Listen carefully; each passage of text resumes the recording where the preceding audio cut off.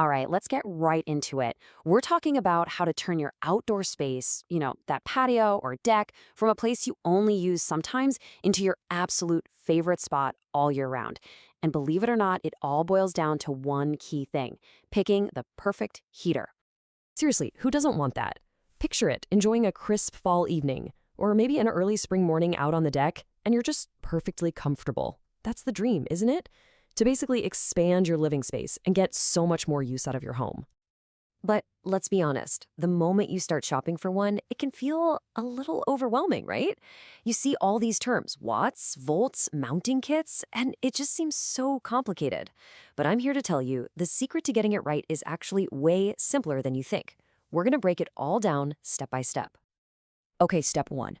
And listen, this is the most important part of the entire process. I'm not kidding. Before you even start thinking about how powerful it is or what color it is, you have to figure out where the heater is actually going to go. And there's a really simple reason this is number one. If you get the mounting location right, everything else just kind of falls into place. But if you get it wrong, well, you've probably just wasted your money on a heater that's never going to work for your space. And this slide shows you exactly why. It's all about that Goldilocks zone. If you mount a heater that isn't powerful enough for how high it is, you're just not going to feel the warmth. It's just gone. But on the flip side, if you stick a super powerful heater way too low, you're not creating a cozy vibe. You're basically creating an oven, and nobody wants that. So let's look at what your main options are. You've got your wall mount, which is probably the most common and versatile choice for a lot of standard patios.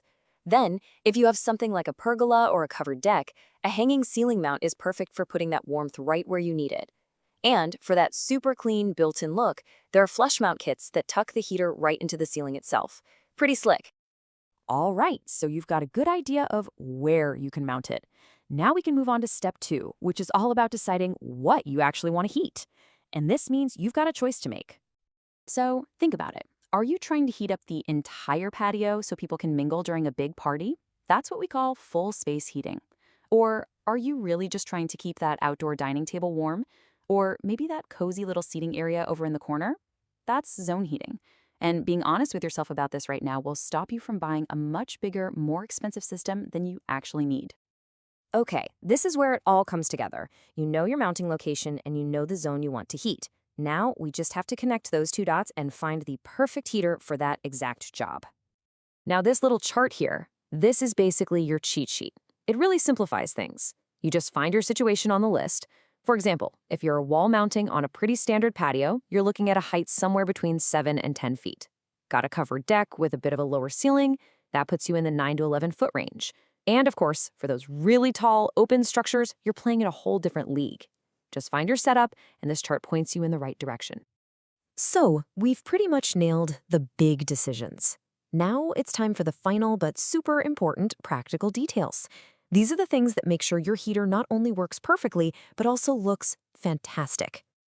Okay, listen up, because this part is absolutely non-negotiable. You have to know your home's electrical setup. You need to know the amperage and voltage you're working with. A lot of these heaters, especially the more powerful ones, are going to need their own dedicated circuit. This is not a Saturday afternoon DIY project, trust me. And if you take away only one thing about the installation, please let it be this. Always, always use a licensed electrician. It's about safety, first and foremost, but it also ensures the heater is working at its absolute best. It's peace of mind you just can't put a price tag on.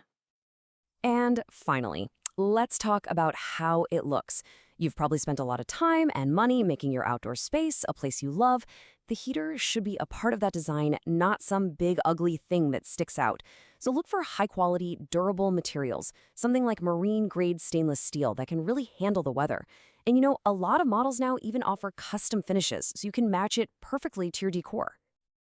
So I know we've covered a lot of ground, but the really good news is that this entire seemingly complicated process, well, it all boils down to answering just two simple questions to find your perfect heater. That's it. No, really, just two questions. You answer these next two, and the right choice becomes crystal clear. First question, just look at your space. Where can I physically and, more importantly, safely mount a heater?